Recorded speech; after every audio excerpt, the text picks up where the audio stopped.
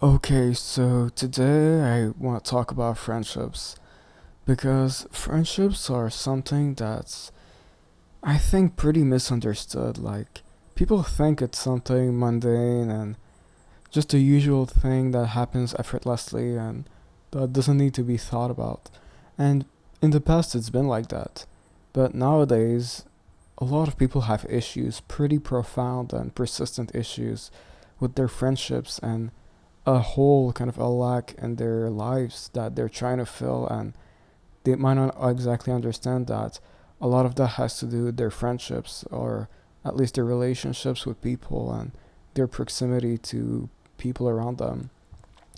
I think people haven't realized that friendships aren't really like they've seen in the movies, because a lot of people have been influenced heavily by movies and media that they've seen when they were kids, myself included. I've been unbelievably influenced by things I've seen as a kid. You develop this kind of belief that friendships are a magical thing that occurs on its own, this kind of bond, immaterial kind of just spiritual bond between multiple people, and it just stays there. It just kind of binds them together and they just connect. That's not exactly what it is. That's kind of a very idealistic vision of it, and it would have been great if it was like that, but that's only something that can happen in very precise conditions. That kind of very precious, fulfilling bond in between two people. It's something real, it can happen, but it's not for free. It's not something that happens spontaneously. It requires a very specific set of conditions.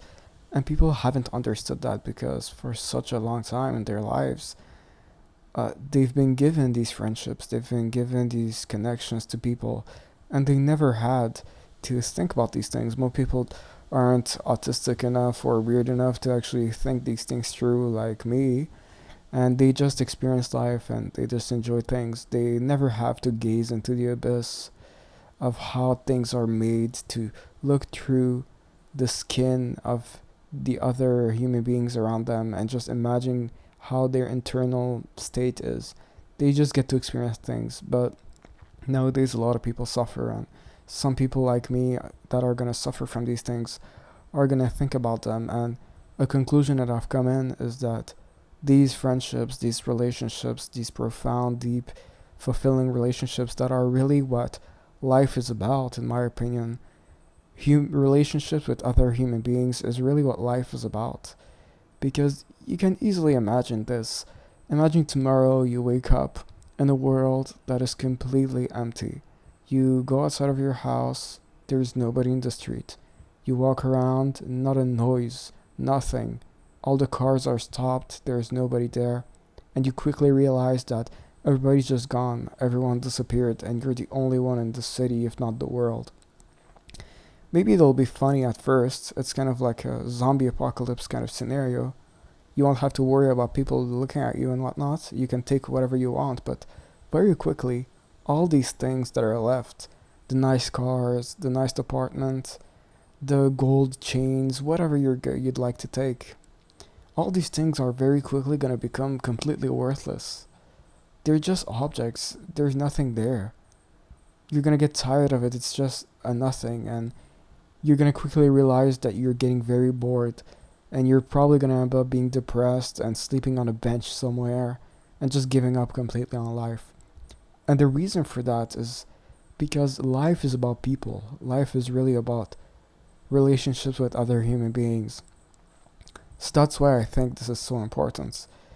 And nowadays we've lost a lot of these relationships. Because we've lost all the conditions, all the environment that is required to create these relationships for people. I think the biggest example is kind of this broad community where people have a knowledge of each other, because all these friendships that you see in the movies, that you see in these stories, these prototypical kind of friendships that are so ideal that people dream about, that we've kind of been told our entire lives that this is how human beings should be. These kinds of friendships where people are bonded together, where people don't leave each other, where they spend their entire lives being best friends and they just deeply care for each other. I've not the only one, but I've never seen, let alone experienced something like that. And there's a reason for that because the environment has eroded. Everybody's on their phone all the time. They spend half of the day looking at the phone, and they just spend all the time on the internet, isolated on their own. Every relationship is fleeting, it's very fragile. People are moving constantly, people are changing professions, people are changing schools. People don't have anything in common with the people around them, they're changing houses. The society is so gigantic. There is no proximity, there is no state where there's no conditions, there's no environment where people are put together in close proximity for a very long period of time. People just drift away from each other naturally, and this is how people are. People are going to change, people are going to move on if they drift away, but that shouldn't be how things are. It's hard to imagine, but ideally, people would have to stay together. They'd be to a degree dependent on each other. They'd have to live their lives together. They'd be on a similar path. So they could develop very long lasting, deep relationships where they know these two people know that the other one really needs them and is going to stay by their side. That forms something very special, something that doesn't really exist nowadays. And it's because the society is so alienating and so gigantic and so ever moving and so strange. It's so terrible, in my opinion. Something that we've lost that a lot of people don't understand because they've never really gotten to experience it, myself included.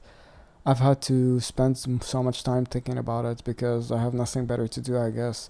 And I've just visualized what it would be like to live with people for a long time, to be on the same path as them, to just have the same life experiences, kind of go through life together with something because we're in the same community, we're doing the same things, we're going to the same place in life.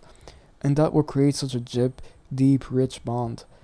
For all my life, I've been trying to kind of get that. I've been trying to get that deep bond that is portrayed in media and stories and in our dreams, but I've never gotten it. And it's because you can't be a decent man in an indecent time. These things don't happen by themselves. You can't really make them happen. They need to be set, they need to be in a way given to you. You need them to live in a world that is conducive to them. Otherwise, you can't really do anything. And you're just kind of stuck there, holding your bag, hoping that something happens. But things suck, and I hope things get better. But that's just something I've been thinking about for now.